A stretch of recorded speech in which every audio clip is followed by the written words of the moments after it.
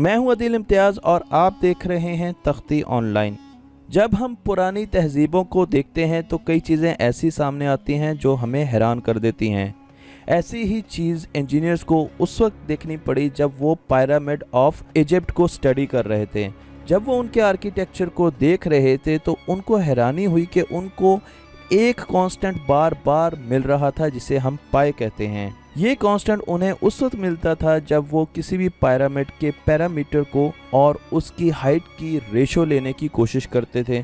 वो रेशो हमेशा 2 पाई आती थी और उससे हमें ये अंदाज़ा होता है कि शायद मिस्रियों को इजिप्शियंस को पाई के बारे में मालूम है।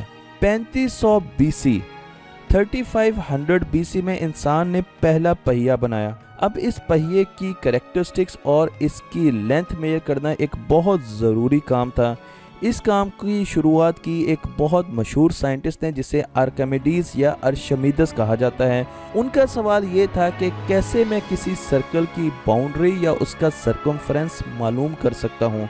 याद रहे कि यह वो वक्त था जब हमारे पास डेसिमल्स नहीं थे। हमने अभी डेसिमल्स को इजाद नहीं किया था, ना ही हमारे पास लॉगरिथम था। तो किस तरीके से हम सर्कल की बाउंड्री को मेजर कर सकते हैं, इसका उन्होंने एक सिंपल तरीका बताया। उन्होंने कहा कि आप अज्यूम करें कि सर्कल के बीच में आपके पास एक पॉलीगॉन है जिसकी 5 साइड है। ये 5 साइड्स वाला जो पॉलीगॉन है, अगर आप इनकी साइड्स को मेजर करें तो आपको रफली इस सर्कल का सर्कमफ्रेंस मिल जाएगा, लेकिन उसमें एरर होगा। एरर को कम करने के लिए आप इस पॉलीगॉन की साइड्स को बढ़ा दें, इसको 6 कर दें। अब आप देखें ये एक बेहतर अप्रॉक्सीमेशन दे रहा है इस सर्कमफ्रेंस की। अगर आप इसको और बढ़ा दें, इसकी साइड्स को 7 कर दें, 8 कर दें, 9 कर दें, तो अब ये सर्कल के करीब करीब होता जाएगा। और जब आप इसकी साइड्स को मेजर करेंगे तो आपको सर्कल की अप्रॉक्सीमेशन, उसके सर्कमफ्रेंस की अप्रॉक्सीमेशन मिल जाएगी। ये एक बड़ा सिंपल तरीका था और इसके ज़रिए हम सर्कल का सर्कमफ्रेंस मेजर कर सकते हैं। क्योंकि जब मैं छोटे स्लाइसेस करूंगा इस सर्कल के तो ये स्लाइसेस राइट ट्रायंगल बन जाएंगे। और मुझे ये पता है कि राइट ट्रायंगल की साइन थीटा की इक्वेशन के साथ मैं बड़े इजीली उसकी हाइट मेजर कर सकता हूं। अब मैं ये हाइट मेजर कर सकता हूं, इस स्लाइस की हाइट मेजर कर सकता हूं, इस स्लाइस की हाइट मेजर कर सकता हूं, इस स्लाइस की। तो इस तरीके से जब मैं उन तमाम हाइट्स को ऐड करूंगा तो इस सर्कल का सर्कमफ्रेंस मेरे पास आ जाएगा।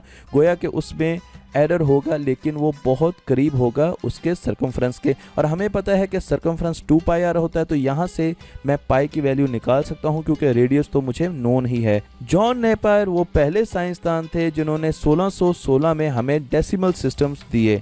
उसके ज़रिए हम बड़े सिंपल तरीके से किसी भी सर्कल का सर्कमफ्रेंस निकाल सकते हैं। आप इस पिज़्ज़ा को देखिए और एक डोरी ले लीजिए। इस डोरी के ज़रिए हम इस पिज़्ज़ा का सर्कमफ्रेंस निकालेंगे। तो सबसे पहले हमने क्या करना है, हमने एक डोरी को लेके उसको इस पिज़्ज़ा के बाहर की बाउंड्री के साथ रखना शुरू कर देना है। और आहिस्ता आहिस्ता आप डोरी को यहाँ से ले जाके और जहाँ से आपने शुरू किया था वहाँ पर कट कर दें। तो अब डोरी ने एक पूरा सर्कल कर लिया है इस पिज़्ज़ा को। उसके बाद आप उसी डोरी को यहाँ से लीजिए और इसका डायमीटर जो है उस पर रख दीजिए। इन दोनों डोरियों को इकट्ठा कीजिए तो आप देखें ये सर्कमफ्रेंस वाली डोरी है जिसको आपने सीधा कर दिया है और ये डायमीटर वाली है। सर्कमफ्रेंस पर डायमीटर को डिवाइड कर दीजिए और आपके पास पाई की वैल्यू आ जाएगी। ये रेशो यहाँ पर मैंने आपको दिखाई है कि अगर एक पहिया पूरा एक साइकिल घूमे जिसका डायमीटर सिर्फ 1 यूनिट हो तो वो कितनी देर में दोबारा अपनी इनिशियल पोजीशन पे आएगा, 3.14 या पाई की वैल्यू पर।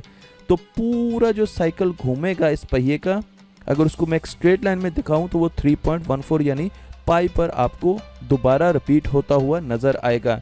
हर सर्कल की ये रेशो कांस्टेंट होती है, चाहे वो छोटा सर्कल हो या बड़ा सर्कल हो, पाई की वैल्यू हमेशा कांस्टेंट रहती है।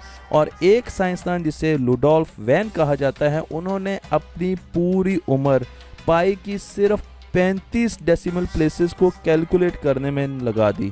यहाँ पर मैंने आपको लुडोल्फ की तस्वीर भी दिखाई है जिन्होंने 35 डेसिमल प्लेसेस तक पाई को कैलकुलेट किया। लिबनीज ने हमें एक सीरीज़ दी जो कि पाई की अप्रॉक्सीमेशन करती थी। इसी किस्म की और सीरीज़ भी हमें मिलती हैं जो कि पाई की अप्रॉक्सीमेशन करती हैं, उसे कैलकुलेट करती हैं। क्योंकि पाई एक इर्रेशनल नंबर है, इसका मतलब ये है कि ये नंबर ना तो अपने आप को रिपीट करता है डेसिमल के बाद और ना ही ये ख़त्म होता है, बल्कि ये चलता रहता है। पाई हमारी नेचर में एग्जिस्ट करता है, हमारी कुदरत में भी एग्जिस्ट करता है। क्यों करता है ये हम नहीं जानते, बस मैं आपको एक एक्सपेरिमेंट के ज़रिए बताता हूँ जिसे बुफॉन्स निडल प्रॉब्लम कहते हैं। आप एक निडल ले लीजिए, इस निडल की लेंथ 2 लाइनों के बीच की सेपरेशन के बराबर होनी चाहिए। अब आप एक कागज़ ले लीजिए और उसमें इतनी ही सेपरेशन की लाइंस ले लीजिए, बार बार निडल को नीचे फेंकिए, बिल्कुल ऐसे जैसे आप लूडो के डाइस को नीचे फेंकते हैं। जब निडल कट करे लाइन को तो उसको रेड कलर का मार्क कर दीजिए, और जब ये लाइन को कट ना करे तो आप उसको ग्रीन कलर का मार्क कर दीजिए। 100 या 100 से ज़्यादा बारियां लीजिए और उसके बाद कैलकुलेट कीजिए ग्रीन कलर कितनी मरतबा आए और रेड कलर कितनी मरतबा आए। ग्रीन पर रेड कलर को जब आप डिवाइड करेंगे तो आपके पास पाई की वैल्यू आएगी। ये एक बहुत मशहूर एक्सपेरिमेंट है और इसके अलावा हम लिमिट्स और ट्रिग्नोमेट्रिक रिलेशंस के ज़रिए भी पाई को मेजर कर सकते हैं और उसकी वैल्यूज़ को निकाल सकते हैं। सुपर कंप्यूटर की इजाद के बाद हमने पाई को बहुत तेज़ी से निकालना शुरू कर दिया, और यहाँ पर अगर फैब्रिक बेलार्ड का नाम ना लिया जाएगा तो ज़्यादती होगी। जिन्होंने पाई का एल्गोरिदम बनाया, उसे प्रोग्राम किया और फिर सुपर कंप्यूटर का इस्तेमाल करते हुए उन्होंने 2.7 ट्रिलियन डिजिट्स तक पाई की वैल्यू निकाली, 2.7 ट्रिलियन डिजिट्स तक। लेकिन ये सब करने का फ़ायदा क्या होगा? बहुत ज़्यादा फ़ायदा है। उसकी वजह यह है कि पाई सर्कल को डिफ़ाइन करती है, पाई सिलेंडर को डिफ़ाइन करती है, और सर्कल हमारी ज़िंदगियों में बहुत जगह पाए जाते हैं। सिलेंडर्स हमारी ज़िंदगी में बहुत ज़्यादा पाए जाते हैं। मसलन मैं आपको एग्जांपल देता हूँ, अगर आपने स्टेडियम को बनाना है तो पाई की वैल्यू जितनी अच्छी आप जानते होंगे उतनी ही अच्छी इसकी आर्किटेक्चर आप डिज़ाइन कर सकते हैं। इसी तरीके से इस रोड को देखिए, इस रोड की लेंथ को अगर मैं देखूँ, इसके कर्वी पार्ट को मैं देखूँ, इसकी लेंथ को मैं मेजर कर लूँ और उसके बाद मैं इसकी स्ट्रेट लेंथ को देखूँ, एंड टू एंड इसकी स्ट्रेट लेंथ को देखूँ और इनको डिवाइड कर दूँ। यानी मैंने इसकी कर्व की लेंथ ली यहाँ से यहाँ, जितने भी मीटर बनी, जितने भी किलोमीटर बनी, और फिर इसको स्ट्रेट लिया बिल्कुल, और जब मैंने ये डिवाइड किया तो मेरे पास 3.14 यानी पाई की वैल्यू आएगी। ये चीज़ दरियाओं पर, सड़कों पर, राहों पर, पैसेजेस पर बिल्कुल एक जैसी आती है और ये हमें मैथमेटिशियन बताते हैं।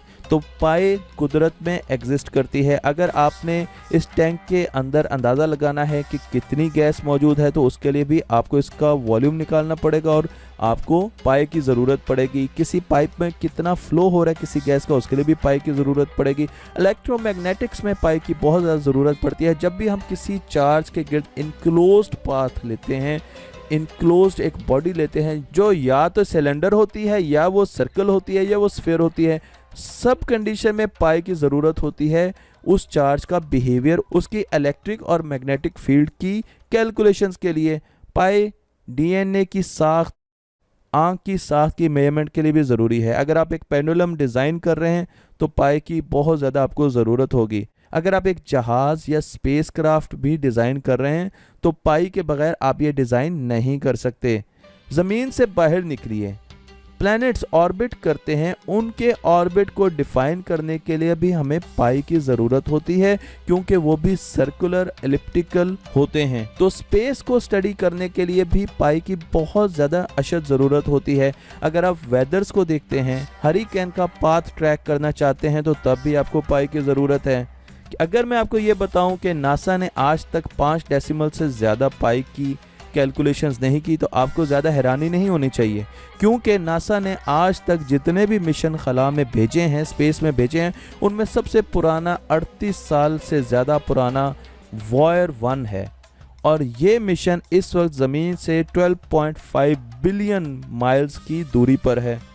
अगर हम ये कैलकुलेशन करना चाहते हैं कि ये कितनी दूर है और कितना बड़ा सर्कल बना रहा है तो हमें सिंपल उसको डबल कर देना है, उसके रेडियस को, वो 25 बिलियन माइल्स होगा और उसका सर्कमफ्रेंस हम कैलकुलेट कर सकते हैं जो कि 78 बिलियन माइल्स है। इस कैलकुलेशन के लिए जो कि हम प्रैक्टिकली करते हैं और जो हमें इक्वेशंस बताती हैं, अगर हम पाई की 15 डेसिमल प्लेसेस इस्तेमाल करें तो इन दोनों कैलकुलेशन में सिर्फ 1.5 इंच का फ़र्क आता है। इतना डिफरेंस आता है 25 बिलियन माइल्स को कैलकुलेट करने में, सिर्फ 1.5 इंच का एरर।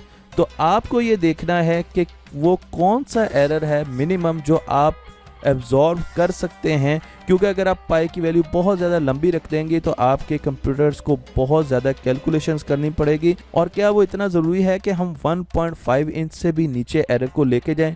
कई मरतबा एरर इनसिग्निफिकेंट हो जाते हैं। इसी तरीके से जब हम स्पेस की एक्सपेंशंस की इक्वेशंस को देखते हैं, आइंस्टाइन की इक्वेशंस को देखते हैं, हम स्पेस के साइज़ की इक्वेशंस को देखते हैं, तो वहाँ पर हमें पाई जगह जगह नज़र आता है।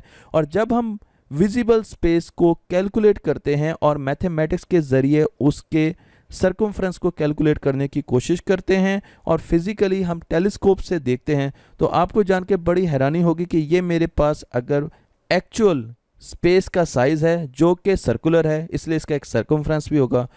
और रेड कलर की वो हमारे पास लाइन है जो कि हमने मुख्तलिफ इक्वेशंस के साथ कैलकुलेट की है स्पेस के साइज़ को। तो इन दोनों के बीच में ये जो जगह है ये एरर है, ये हमारी कैलकुलेशन का एरर है। और क्या आप जानते हैं ये एरर कितना है? ये एरर इतना छोटा है कि इसके बीच में एक हाइड्रोजन का एटम आ सकता है। और इन कैलकुलेशंस को करने के लिए हमें पाई की कितनी डेसिमल प्लेसेस की ज़रूरत पड़ी? हमें सिर्फ 39 प्लेसेस की ज़रूरत पड़ी। और पाई को 39 प्लेसेस तक, इसमें याद रखिए 3 इंक्लूडेड है, तो डेसिमल के बाद 38 प्लेसेस की ज़रूरत पड़ी।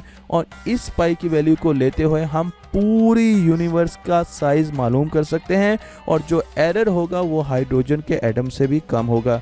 पाई को आर्टिस्ट बहुत पसंद करते हैं, वो नंबर्स की जगह जब रंग रखते हैं तो उन्हें पाई की वैल्यूज़ मुख्तलिफ़ किस्म के डिज़ाइन देती हैं जो कि बहुत खूबसूरत नज़र आते हैं। आप यहाँ पे पाई के मुख्तलिफ़ किस्म के डिज़ाइंस देख सकते हैं। ये ग्रीन डॉट बहुत अहम है, इस पर बहुत ज़्यादा बहस हुई, और ये वो डॉट हैं जहाँ पर पाई की वैल्यूज़ में 5 मरतबा 9 बार बार अपने आप को रिपीट करते हैं।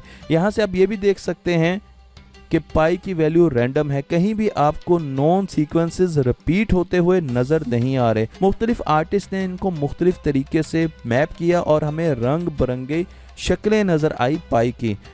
हम रैंडम नंबर्स को भी इस तरीके से प्लॉट कर सकते हैं और आर्टिस्टिकली उनको व्यू भी कर सकते हैं। आज हमें पाई की इम्पोर्टेंस का, अहमियत का अंदाज़ा हो गया होगा। ये हमें किताबों में तो बहुत पढ़ाया जाता है, लेकिन आज तक हमें ये नहीं बताया गया कि इसकी अहमियत कहाँ पर होती है, और पाई की वैल्यू को थोड़ा सा भी गलत कैलकुलेट करने या इस्तेमाल करने से बहुत ज़्यादा फ़र्क हर फील्ड में पड़ सकता है। अगर आपको ये वीडियो पसंद आई है तो मेरे चैनल को सब्सक्राइब कीजिए, लाइक कीजिए, पाई का बहुत ज़्यादा इस्तेमाल कीजिए, और मुझे फीडबैक भी दीजिए कि क्या मैं मैथमेटिक्स पर और वीडियोस भी बनाऊं।